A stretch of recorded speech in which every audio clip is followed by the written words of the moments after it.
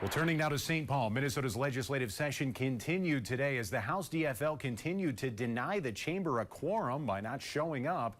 The ongoing boycott comes amid new legal action from the party and Secretary of State.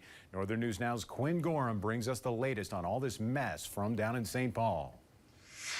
Once again, the DFL was a no-show to the Minnesota House on Wednesday. It's not a surprise. The party has made clear they plan to continue a boycott of the session until they return to 67 members. Republicans, in the meantime, plowed forward with their own floor session despite an ongoing debate over whether it's even valid. Secretary Steve Simon found that a quorum was not present on Tuesday, adjourning the House early. Republicans believe that a quorum was present, and after Simon gavelled out, they appointed Republican leader Lisa Dameth to the Speaker's rostrum. On Wednesday, Dameth assumed the speakership, and Republican membership appointed nonpartisan staff. It appears the party will continue to hold session while the DFL calls it a sham. On Wednesday morning, DFL leadership announced that they were pursuing legal action in the Minnesota Supreme Court. House Republicans say they're confident in their interpretation. We're confident that the Minnesota Supreme Court is not going to get involved in the way that the House chooses to organize itself. The right way to deal with that is for members of the House to show up here and have those discussions and have those votes, and that's what we're doing.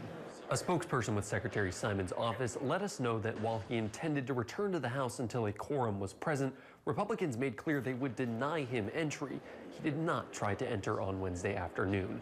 House Republicans did acknowledge to media that they need 68 votes to pass a bill. It's a departure from their interpretation of a quorum and would mean that the party won't be able to pass any bills until the DFL boycott is over. They don't, however, currently face much opposition to introduce legislation in committees, which means they could push their own bills to the floor much quicker.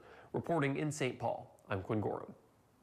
A Minnesota nice coup. That's how DFL Duluth State Rep Kozlowski is describing what happened during the first day of the new legislature. According to the DFL Party, a quorum still has not been reached, meaning they believe the House is not in order, as you heard Quinn talking about. However, the Republican Party does not feel the same and moved to convene a half-empty chamber. And we heard from Duluth's more senior state representative today about their reaction to what's happening at the Capitol. Speaking with us at the AFL-CIO office in St. Paul, as they are not going to the Capitol building right now, Kozlowski said while the quorum dispute continues, they believe there will be enough time to get bills through.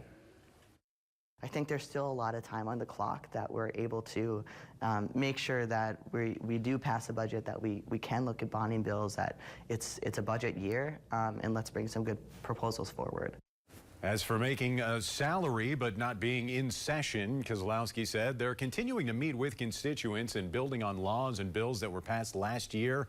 They add that they want it to be crystal clear they believe what the GOP is doing, calling to order without the Secretary of State, is a, quote, kangaroo court and unfair to voters. Also